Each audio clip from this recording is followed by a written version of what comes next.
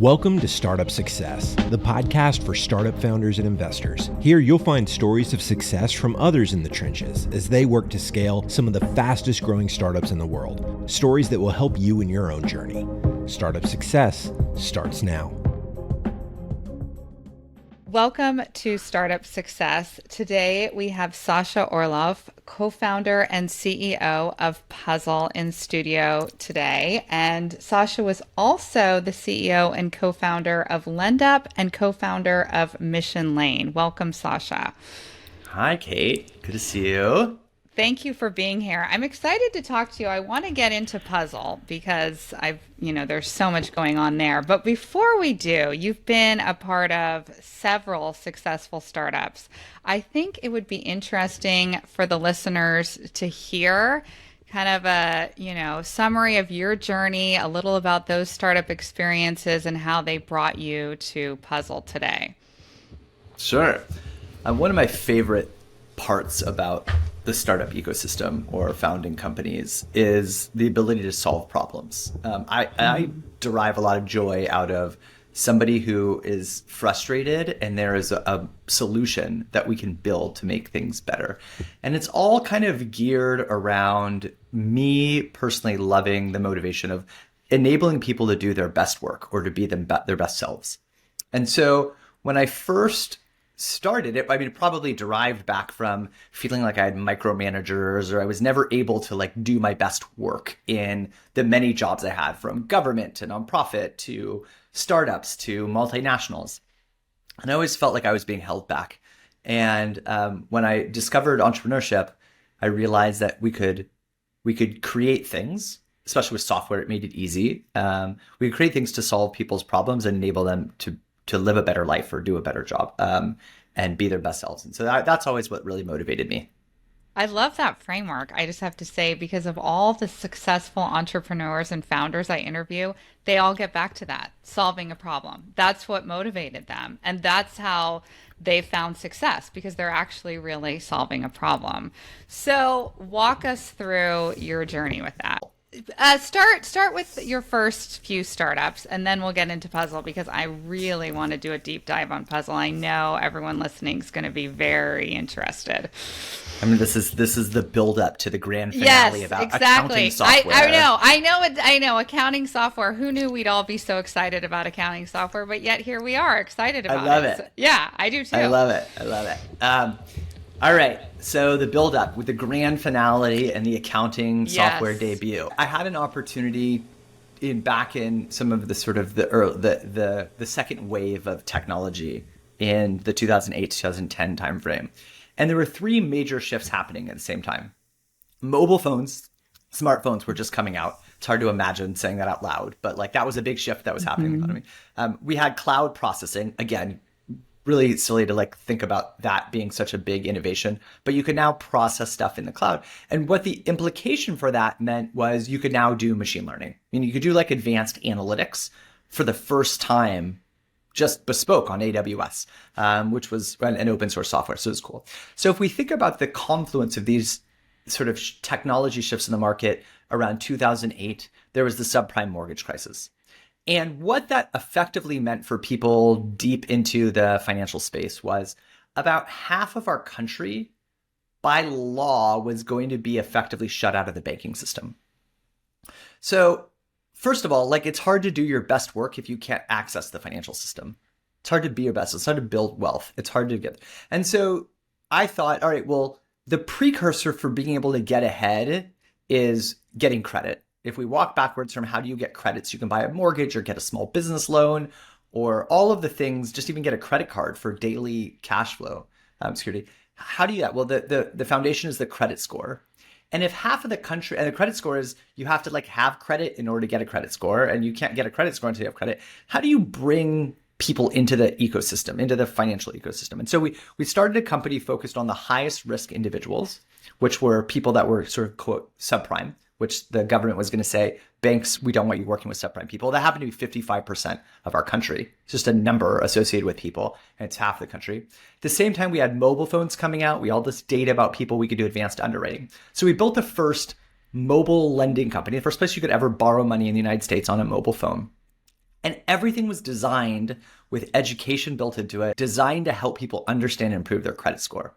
And then we built so much technology that we then spun out a division that we had incubated for a couple years called Mission Lane, with a $200 million Series A, focused on redesigning the credit card experience. Same thing, with education built in, designed not to keep people in debt, but to encourage them to pay down their debt, to make on-time payments. And so we did a bunch of small things that really gave you, every user, the most optimum possible experience to set them on a path to improving their credit score using one of the largest, most widely used forms of credit in the industry, which in the market, which is credit cards.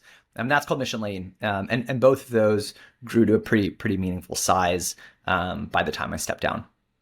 That's fascinating because for those of us that were around during that time, it was such a big deal what was happening, right, in the banking system, shutting people out, and just what was going on in the credit card space as well. That must have been such a fun ride. It was the early days of what now we have a word for, fintech, but back then it was just technology for financial services, which was really hard to sell to banks to do it. And there was an inflection point in the venture capital where it said, why don't we just build solutions directly for consumers or directly for businesses? And so it really unlocked an opportunity.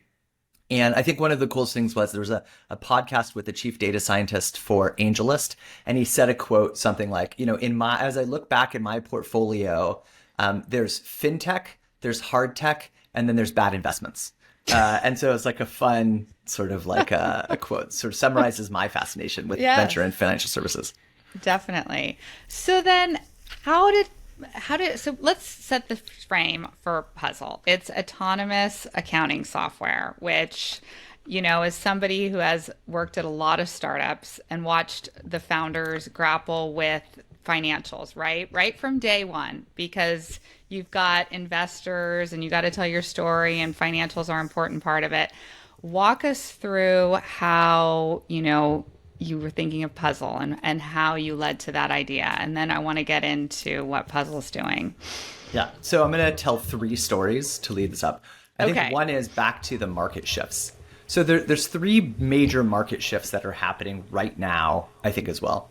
One is there's really great challengers in the office of the CFO space that are building really great solutions for like subledgers. And this could be like spend. So there's new challengers to the incumbents like the Stripes and the Ramps and the Brex and the Mercuries and the Gustos and the Ripplings of the world that are coming in and saying, we're going to build this and we have automation and data mined. And they're becoming pretty successful. So that's one. The second major trend is over the pandemic, I think about 20% of accountants and tax professionals quit. And it turns out it's one of the fastest declining majors for the next generation of accountants. And then the third thing is GPT-4 was the first AI breakthrough that passed the CPA exam. And so when you look at all of those things happening at the same time, something is going to change in every industry, but accounting specifically, something was going to change and be different. And then the second kind of story is when you are first starting a company. So there's 3 major pillars of kind of wealth creation in the United States. There's home ownership, and that's because we've created tax incentives that make that happen. There's the stock market, and I think more and more is coming out that investing in the stock market is like rigged by day traders and robo traders. And so it's hard to do that, although there's great like index low fee funds like Vanguard. And then stock picking, obviously. And then the third one is entrepreneurship. And there's something really nice about sort of helping and thinking about one of the main pillars of our economy being entrepreneurship. How do you help companies become more successful? And accounting and finance, for all intents and purposes, it's like learning a new language. It's a very specific way of seeing and understanding and talking about this. And it's really hard to do. It takes 6 years to become a CPA, more or less. A bookkeeping accounting it's a lot of nuanced rules. And it's a really important thing. It's the foundation of financial health. And so if you're an entrepreneur and you are coming in to start a company because you like you said before, Kate, you care about this problem. You have something that you want to solve.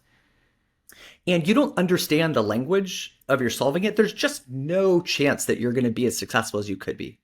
And when you first start off, you're first starting of a company, it's hard to just get started.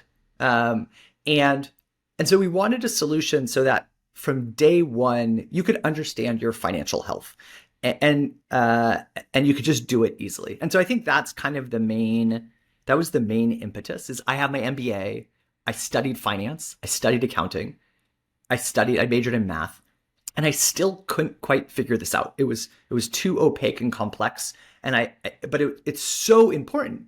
And if you're a small company, you can't afford like a really incredible CFO or a really incredible accounting firm or bookkeeper, because they're too expensive in the early days, and it doesn't make sense for either party. The most important financial decisions that you will ever make are usually with your accounting or finance team and the founder or the executive team.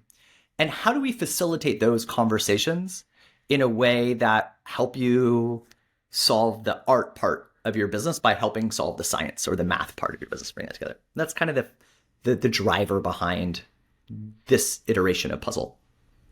I like how you set that stage. First of all, just talking about the market with the disruption going on. I mean, something that there's been a lot of press lately about the decline in accountants and things like that. And then, trying to put AI around some of these functions. But then also, so many founders know so much about the problem that they're solving, right? They are so deep in their space, in their product, and they get kind of spun up and distracted by the finance and accounting piece. And it's so important.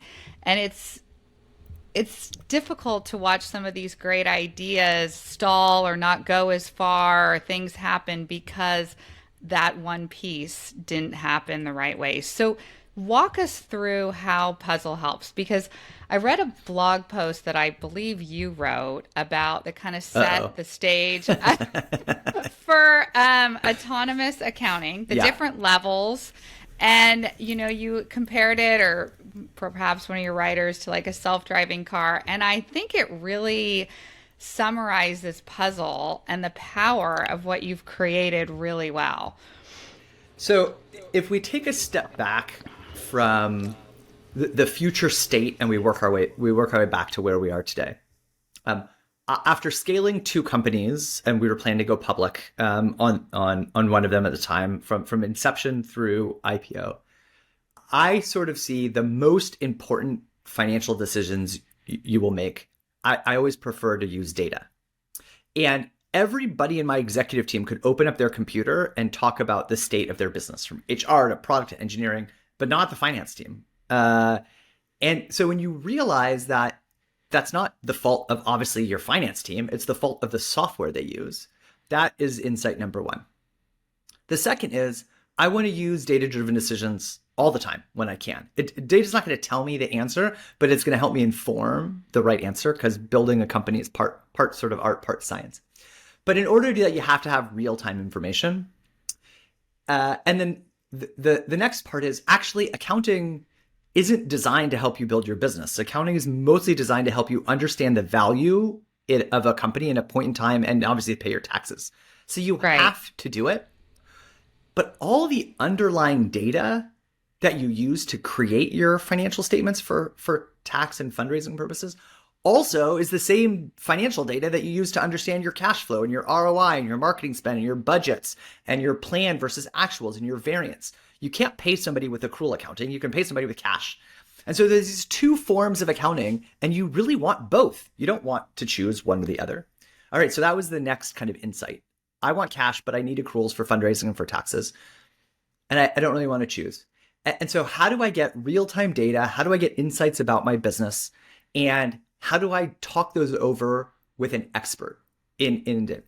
So in order to do that, you need 2 things. You need accounting to be faster. But the problem is the baseline of accounting is binary, and you can't sacrifice accuracy. So there isn't this option of like, oh, I want it faster, but I don't want it to be accurate. That doesn't help anybody. Making decisions is sort of garbage in, garbage out. You make decisions based upon bad data, you're going to make bad decisions. And so we needed a system to be real time. and we needed to be accurate. And that just really wasn't possible with today's software. And so we needed something, and we use the word autonomous just as like, it's a little more buzzy. It's like, I live in San Francisco. There's like cars self-driving around all the time. And so we thought it was like a nice framework to point out, how do you give somebody real-time systems? And in order to be real-time and accurate, it has to kind of be generative. It has to generate it on itself. Now, what it doesn't do is it doesn't replace a bookkeeper or a finance person. What it just does is the best practices, which nobody really wants to pay for because it's too time consuming, is you want one person to generate and you want one person to review. And in a finance department, there's a bookkeeper generating it, there's a controller reviewing it, and then as you get bigger, you have an auditor reviewing the review of the review of the review. But if we could have a generative draft version of these financial statements, and then you could have a bookkeeper or an accountant review it, you can spend more time understanding what your business health is in real time. And so that's kind of our thought. You, just like any rough draft thing, you type in something into GPT, it's not your final blog post, it's not your final marketing material, but it helps you kind of ideate and draft a version of it that then you refine. We sort of view puzzles the same way. We do a real-time draft of it. We tag what we have confidence in and what we don't. You still want to have a professional review it, especially before you send it to the IRS or to your investors.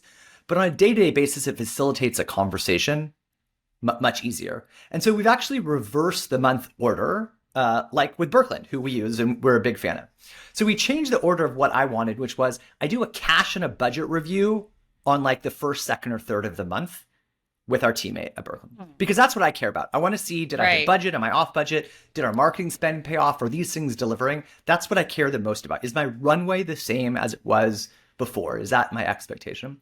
And then we'll go through and do all the final touches on those last mile of pennies and cents and dollars that we need for accrual. But I'm not using that to run the business. I want that for clean books and compliance and taxes.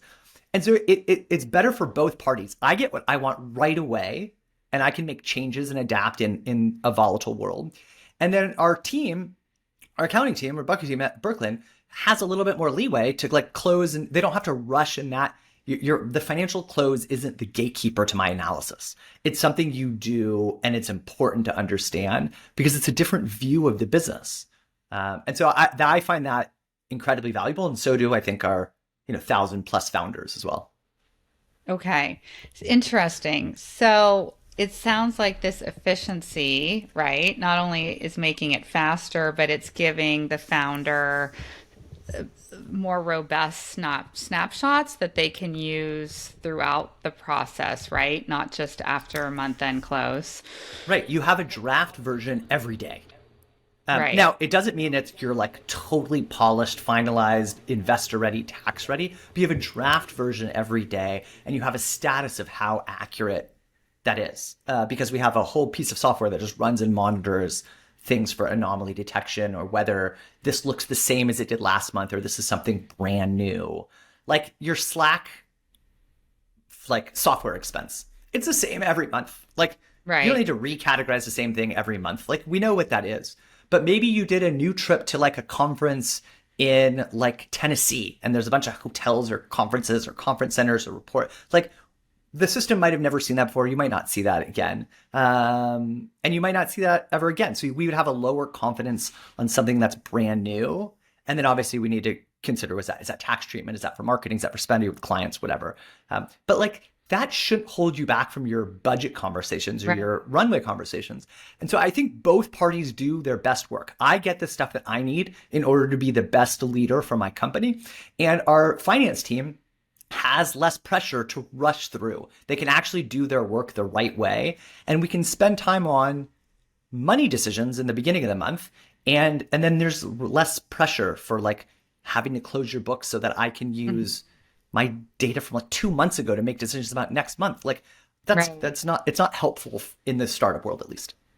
Right. This is much more efficient. And with everything going on right now, I can see where it gives you a pulse on your runway, much more effectively than, like you said.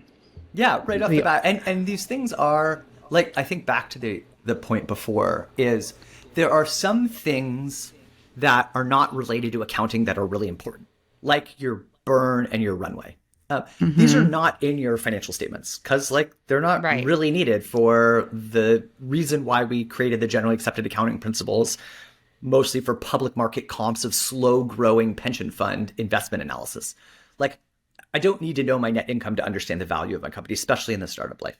And so we need, but all the underlying data, are these new customers, are these existing customers? Are they halfway through their contract? What does the schedule look like? How much of like, are you depreciating or capitalizing R&D expenses or your assets, your hardware? Like it actually obscures your cash position the more that you get bigger and your business gets more complicated. And that's okay because, you know, academically, it's the true vision. It's like the true health of your company, but it totally abstracts away your view of cash, which is how you understand your runway. Like I can't do a runway on my accruals. That doesn't make sense. I need to understand the actual cash burn. And if that changes, I want to know on the 1st. Like it's October 19th today. On September 1st, like I thought I had 24 months of runway. That means when September hits, I think I can have 23 months runway. If my runway turns out to be 19 months of runway, and that's a surprise to me, like it's all hands on deck trying to figure out what happened. What happened, of course. So this is so interesting to me. I just want to take it one step further. Thinking back to when you were a co-founder at, you know, Mission Lane or LendUp, if you had Puzzle then, can you give us like an example of how it could have helped you? Like yeah, no, I get it. So I'm gonna frame this as it's been proven in public companies time and time again that the most important decisions you make are capital allocation or resource allocation decisions. Right, that's true. Yep. Those are the things that increase your chances of success better than anything else. And so there's two main resources in a company. There's the people that work there, there's their time, and there's the money that is sitting in your bank account. Yes. And so you should be intentional about both of those things. All right, so if I think back to how we make decisions without real-time data, if you're a slow-growing company that's steady state, it's like real-time doesn't probably matter that much. But if you're not, then what ends up happening is you sit in a board. Two things happen that I thought were really frustrating.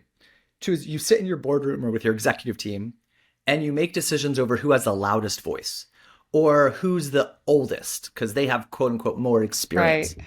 You're having a political discussion, an opinion discussion. You're not having a discussion based upon the facts of your company.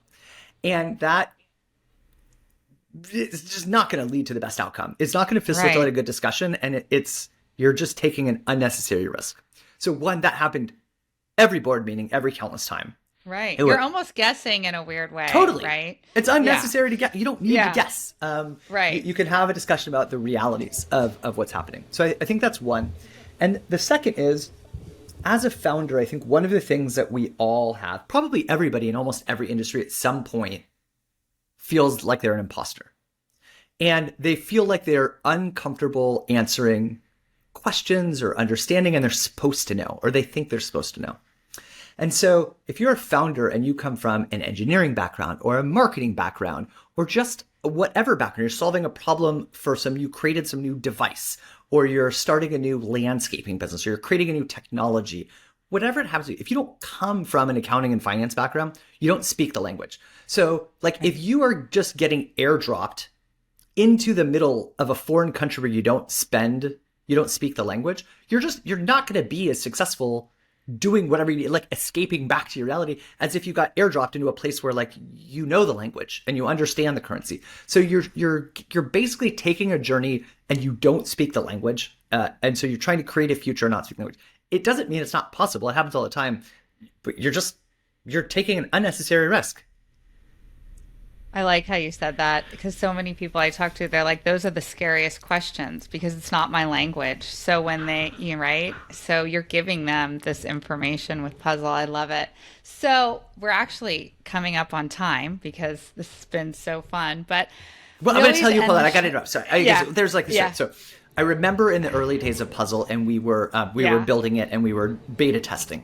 And this is just a perfect example. And so we auto-generated their financial statements, and we went to the profit and loss statement or the income statement, and we looked, and we saw that their gross margin was 20%. It was an e-commerce company.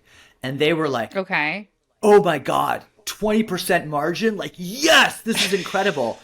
I was looking at that same number and I was like, 20% gross margin, you're going bankrupt. And they were like, what? I was like, you just don't speak the same language. Like, right. Now at least you can understand now, because you could just click literally on everything. Right. What makes up gross margin? What makes up revenue? What makes up everything? Right. We were looking at the same data and we had two very different reactions to it. Yes. And so now you can, one, click it, and two, we're working on a couple ways to just help understand through sort of intelligence and benchmarking we'll be working on in the future, so that you know where the parts are that you need to pay attention to or not. Sorry to interrupt. That was just like, I remember that memory happened and I was like, That's a great story because, like for me, marketing background, then the questions that always give me a little pause is when somebody throws out an acronym around finance, then I'm like, what is that? Right? They're always... So yes, I get it. And founders tell me the same story, they're constantly like, what? So I can see where this gives you a lot of control, power, right? So they ask you what your burn is and you're like, wait, gross burn or net burn or bank burn or like operating income? How do all these things matter? Well, now you can just, there's definitions, you can click everything. Yes. You can understand how they're different and why. It's like so empowering. Yeah. No, it sounds it. I mean, honestly, yes, it sounds it. So that being said, you've shared so much. We always end the show with just some general advice for founders listening. You've been down this road several times successfully. General advice. All right. So I think as a founder stepping in, one is just be intentional with your decisions. Two is, I tell my team this all the time, we're going to try 10 things and 8 are going to be terrible. 9 is going to work like kind of okay. And 10 is going to be great. So let's get those like 9 out of the way as fast as possible and get to number 10, which means focus on very small incremental things to get the data to make that informed 10th decision. Not obviously like info security and like data infrastructure, but like just for general like marketing and product decisions. And 3 is you have the ability to set the culture of your company. And whether you like it or not, people are going to mimic your behaviors. So be patient, be enabling, enable your teams to do their best work. Even if it feels like it's going a little slower, going faster into a brick wall is not a great decision. So measure speed over the success of the company, not these little micro decisions about shipping mediocre stuff faster. It's actually slow. You have to redo it later. Oh, well said. It's such a true point. So many people on this show, founders, go back to that again and again. So I'm listening, and I think everyone now is wowed about Puzzle and wants to get more information. Where do I go? What are some resources out there to learn about Puzzle, your website? Yeah, puzzle.io is a great place to learn and explore. There's a free trial, so you can get set up in about 2 minutes. Play around with it. If you don't like it, there's no weird tricks or traps. You can just click delete and wipe all my data right from the outside. Anybody can get set up. It's a couple minutes. Or talk to your bookkeeper like about how you can enable them to do the best work, and think about reversing your current process. Focus on your cash and your cash variance and your budget in the beginning of the month, and then give them the freedom to close the books and do your accruals with a less stressful way. And I think Puzzle is the best solution to facilitate that. Everybody wins. It's a better solution for everybody. I like it. And I never do this, but I will tell everyone listening that the bookkeepers at Birkland who have tried Puzzle are very impressed, have seen such efficiency and time and, love all the reporting and everything. So thank you. Tell us how we can get better. That's what I ask. I love unfiltered feedback. We are here to build the best solution to help you increase the chance of success of your company and facilitate those better finance and founder discussions. And so if there's something we can do to build that's better, we love feedback. Here's what we get better. Here's what would be cool if you also add to this. We love unfiltered feedback. I bet that's very helpful. And I will say, Sasha, thank you for being here today. I think what you're doing is really exciting. Thank you. And I'm looking forward to seeing more big moves from Puzzle. So thanks for your time today. Thanks, Kate. It was a pleasure. You've been listening to Startup Success. To make sure you don't miss out on future episodes, subscribe to the show in your favorite podcast player. Like what you hear? Tap the number of stars you think the show deserves in Apple Podcasts. For more tools and resources for your own startup success, check out birkelandassociates.com. Thank you so much for listening. Until next time.